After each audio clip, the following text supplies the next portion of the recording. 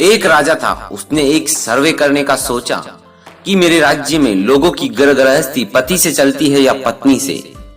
उसने एक इनाम भी रखा, जिसके घर में पति का हुक्म चलता हो उसे मनपसंद घोड़ा इनाम में मिलेगा, और जिसके घर में पत्नी की चलती है वह एक सेव लेके जाए।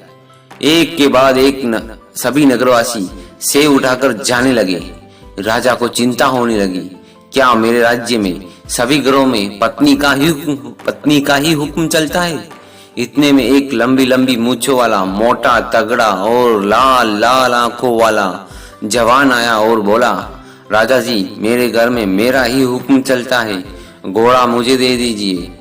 राजा खुश हो गए और कहा, जा अपना मनपसंद घोड़ा ले जाओ।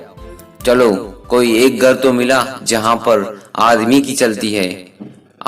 जवान काला घोड़ा लेकर रवाना हो गया, फिर घर गया और थोड़ी देर में घोड़ा लेकर वापस दरबार में लौट आया। फिर राजा ने पूछा, क्या हुआ, वापिस क्यों आएगे? जवान ने जवाब दिया, महाराज, मेरी घरवाली कह रही है कि काला रंग अशुभ होता है, सफेद रंग शांति का प्रतीक होता है। आप सफेद रंग का घोड़ा लेकर आओ, इसलिए आप मुझे सफेद रंग का घोड़ा दे दीजिए। फिर राजा ने कहा, अच्छा, घोड़ा रख और सेव लेकर चलता बन। इसी तरह रात हो गई, दरबार खाली हो गया, लोग सेव लेकर चले गए। आधी रात को महामंत्री ने दरवाजा खटखटाया। राजा बोले, महामंत्री, कैसे आना हुआ?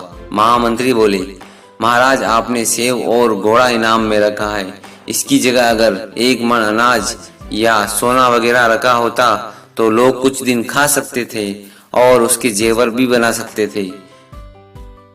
राजा ने बोला, यही रखना चाह रहा था, लेकिन महारानी ने कहा सेव और घोड़ा ही ठीक रहेगा, इसलिए वही रखा।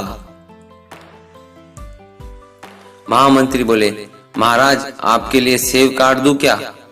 राजा को हंसी आ गई और पूछा, यह सवाल तुम दरबार में या कल सुबह भी पूछ सकते थे, अभी इतनी आधी रात को क्यों आए हो? महामंत्री ने बोला, महाराज, मेरी धर्म पत्नी ने कहा है अभी जाओ और अभी पूछ के आओ, सच्ची घटना पता तो चले। राजा ने बात काट कर कहा, महामंत्री जी, सेव आप खुद लोगे या मैं घर भेज दूं? तो दोस्तों, समाज चाहे जितना भी पुरुष प्रधान हो, लेकिन संसार स्त्री प्रधान ही है।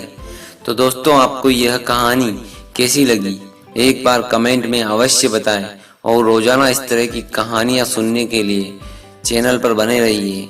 तो मिलते हैं अगली कहानी में। जय भारत, जय हिंद।